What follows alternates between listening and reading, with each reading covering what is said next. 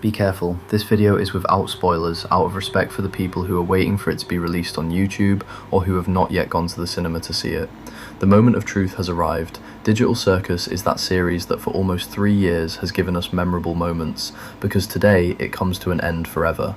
So today I wanted to wear an outfit according to the colours used in this series, especially pony, to say goodbye to it.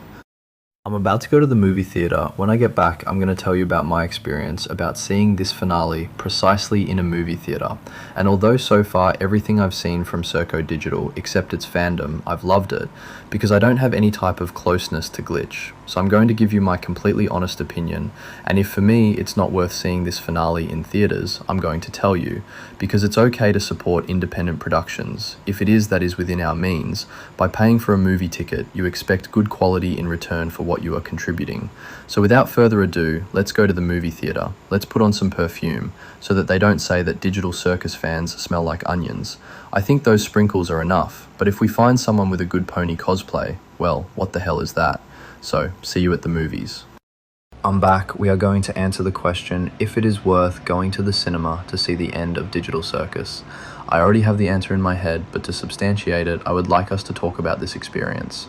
Episode number 9 is going to completely divide the community into two groups with two different and totally valid experiences.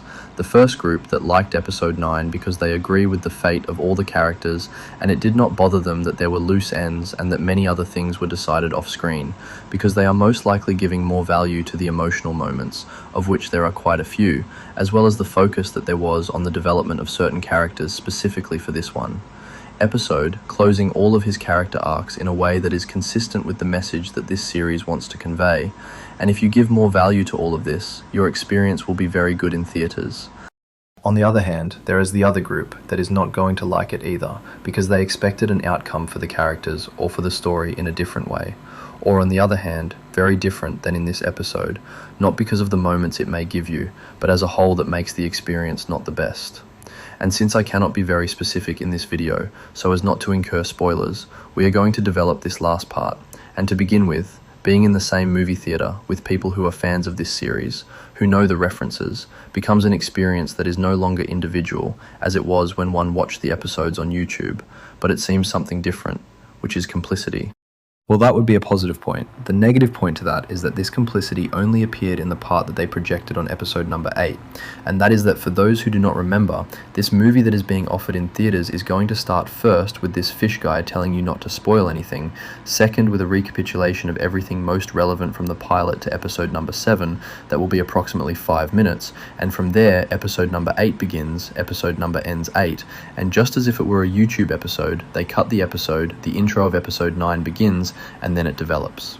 To begin with, I would divide this chapter number 9 into 4 parts. The first I would call the new normal, the second I would call character development 1, the third I would call character development 2, and the fourth the end of the Digital Circus, and the best parts of this chapter for me are character development, Ent 1 and the end of the Digital Circus, because precisely in that development, Husberg shows us the expert hand that I have had to write one of the most complex characters that I have seen in animation. You can love it, you can hate it, but how well written it is. This whole part of the development of character 1 has some moments that will stay in your memory forever.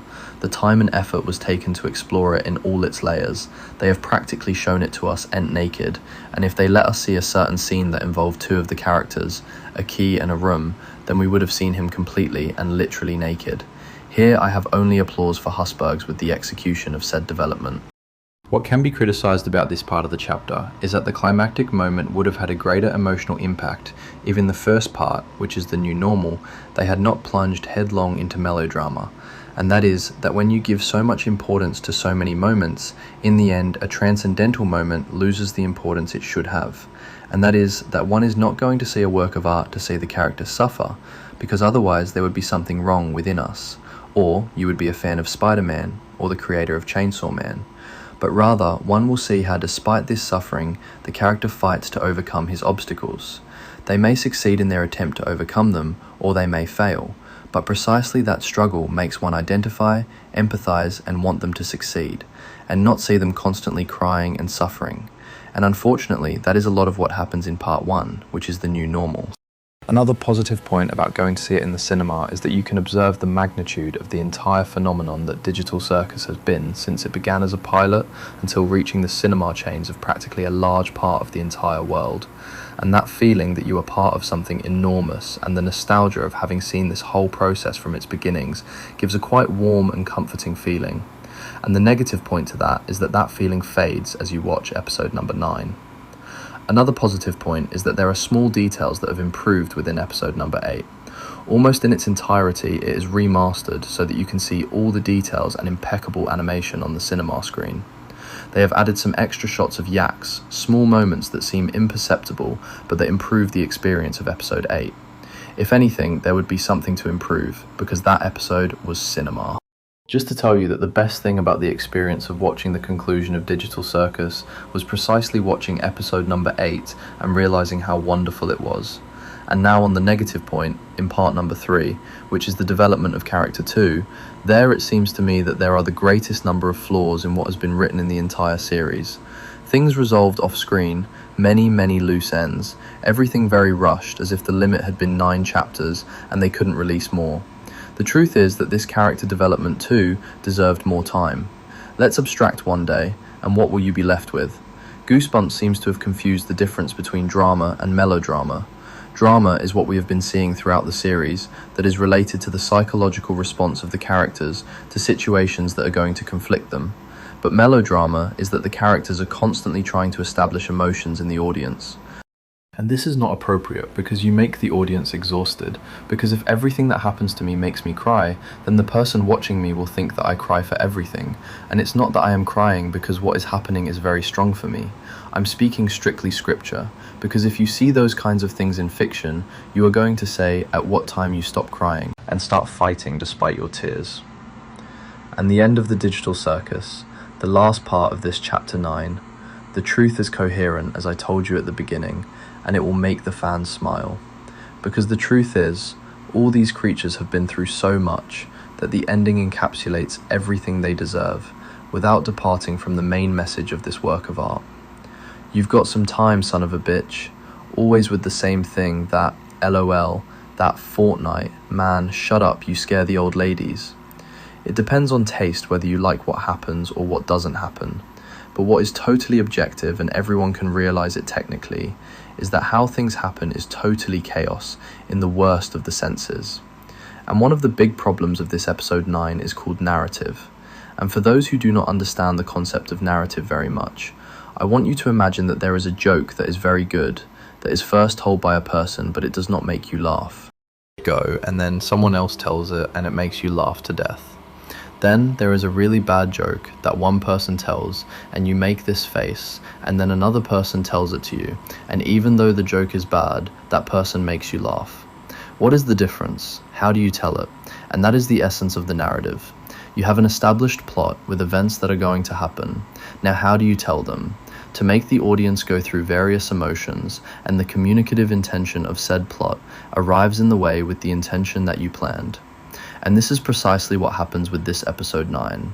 You have transcendental events that you have to attach with a certain atmosphere, with an adequate rhythm so that they impact in a necessary way. And this even if there are people who have been spoiled. If you know how to handle these moments very well, it will impact you. And as an example is the movie Swapped, which, despite the fact that you have been spoiled with the revelation that changes everything in this movie, as happened to me and other people, the part that precedes said revelation is so well told that when it comes, even if you know what is going to happen, you say, holy shit. This does not happen in Digital Circus episode number 9. Out of all the criticisms that I am saying, the truth is, my most sincere congratulations to the entire team of artists who have achieved a tremendous feat of bringing an independent series, born here on YouTube, to the cinema. And the truth is that, despite everything, I left very grateful for all the moments that this work of art called Digital Circus has put me through. I don't want to sound corny, but I will always carry her in my heart. This is another thing that is not right with this episode, and that is that the purpose of the characters is not well constructed. Not because they don't have it, because it has already been noticed throughout the series how little by little they have been developing to clarify it for themselves in the best possible way. But the plot of episode number 9 does not allow them to fight. And here I'm going to the writing decisions that Gooseworks has made, because a large part of episode 9 could have easily been episode 8, and episode 8 could have been instead of episode 9, with certain events that happen in episode 9, and it would have been a great ending. I don't know what the intention was to decide that certain events occur after episode 8, because not only have they downplayed certain events in said episode, but also the up and down emotions that episode 8 does produce in you, and that being part of the ending would have made it extremely memorable. I can't believe they didn't understand the clues I gave them. Honestly, they were pretty obvious. What are you, stupid? I think what we should stay with is that writing an ending is difficult. If not, ask Shakespeare, who is considered by many to be one of the best writers in all of history. His end will be to kill everyone. And not only did it give that resolution because it was something that is not so complicated to implement to continue all the writing that preceded it, but because it offers a climatic ending. Shakespeare's works were divided between comedies and tragedies, and in the tragedies he did not hesitate to send his characters to the pirate of Culiacan. And this ending has lacked a climax. This entire ending has felt very dense, removing certain parts that resorted to light humour and also Rivy's participation. Be careful, this is not a spoiler, this was already announced that it was going to happen. But even in this participation of this character, so awaited by so many people, there are big narrative problems, because sometimes they tell us their story from the point of view of Jax making a pop, sometimes from a third-person point of view, making it confusing. In addition, I repeated a resource that was very annoying, and no matter how many times you grabbed and said that photosensitive people must be here, you electrocuted me, Pedrito. And finally, one of the most criticizable things is how the characters resolve certain decisions, and they are realizing that criticism is more about the how and not the what. Characters who for 8 episodes to date would have been keeping various things to themselves now suddenly remembered something important out of nowhere, or suddenly decided to stop doing something to do something else out of nowhere. And why do I say out of nowhere? Because between one decision and another, only the past episode 8 and episode 9 away. But I repeat, writing an ending is not easy, especially if someone is under the pressure of meeting the expectations of so many people. So the story in general is not bad, the bad thing is how it was told.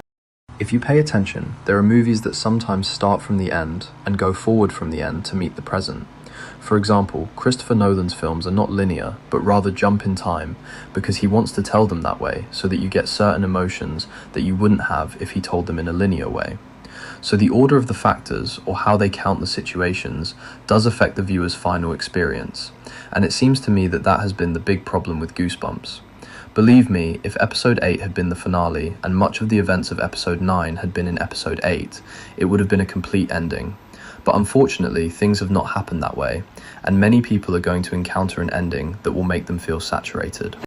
But in order not to close this video on a dense note like the ending, what I can tell you is that going to the cinema, you leave with the feeling that you have said goodbye well to these characters, who have accompanied you for almost 3 years, who have made you go through many things. These 3 years have been everything. They have given us fun moments, moments of terror, moments of abstraction, but above all, they have made these 3 years more entertaining than they would have been if this series did not exist. You are left with a deep feeling that we were able to say goodbye to these characters who have accompanied us for this time. And now to answer the question in the video, is it really worth going to the cinema to see this movie? According to what I have been saying throughout this video, you can draw your conclusions. But if someone asks me, I would ask them first, do you want to support independent animation? Do you have the means to do it? Well, run to the cinema to support her. If you answer me, I don't have the means or I simply don't want to support that way, because I would say no, it's not worth going to the movies to see. Each one can individually look for how to thank all the people involved in the tremendous work of art that have made us spend these almost 3 wonderful years. The Amazing Digital Circus. And now I want to know what you think in the comment box. If you went to the movies, please comment without spoilers to see if you agree with me or not. You know, I'm here to read you, and without further ado, if you like this video, then leave your thumbs up, and if not, share it with someone you don't like so they can have a bad time too. And with me, it will be until next time. Subscribe to Darkside, remember that little bears love you.